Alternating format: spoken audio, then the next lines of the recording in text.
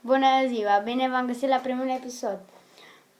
Eu sunt Alex și eu sunt Cosmina și astăzi vă vom arăta niște tipuri de slime-uri. Primul este nisip kinetic. Kinetic.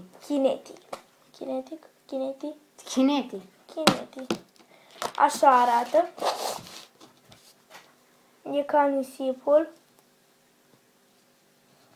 Da, și aici are o formă. E testoasă, dar broască testoasă. Da. Și aici avem o inimioară să mai facem forme. Și aici o broască testoasă. Da.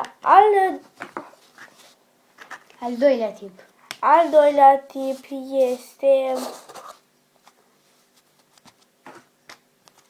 Stați un pic.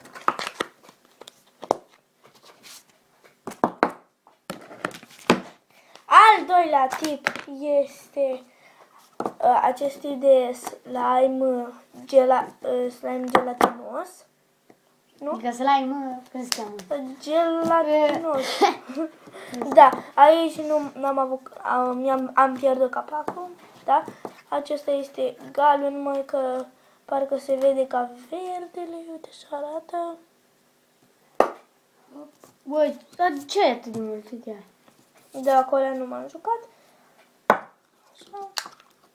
Și acum al doilea este acesta, roz. Tot așa, mov. Mov. Care aici este roz? Este să mergi. Adevărat, am zis.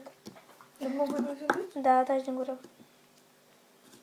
Al doilea este acesta, mov, care e puțin mai mare și este mai frumos.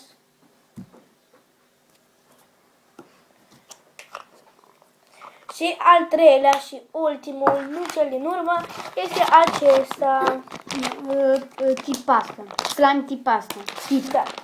Și vreau să vă spun că acesta a costat 1,50 lei.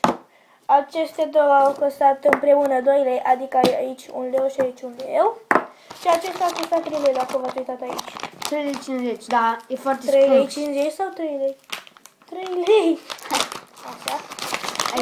Eu am pus clipici. Da, e tare. Ba nu, Nu e tare. dă și mie. Uite, am pus clipici. Au, ce fain e. Dar parcă s-a întărit.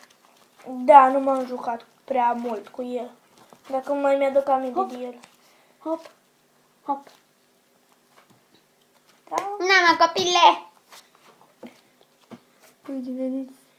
Ia uitați. Nu blurează asta când mai apropii. Bine, să stăm la fel. Hop.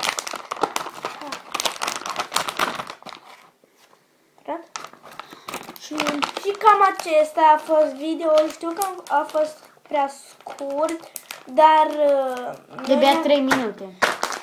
noi ne-am gândit să-l facem mai scurt, dar în alte videoclipuri vom face mai mult. Știu că O să mergem pe afară. în episodul acesta am vorbit numai eu, așa că îi dau lui Alexandru voie să vorbească și el.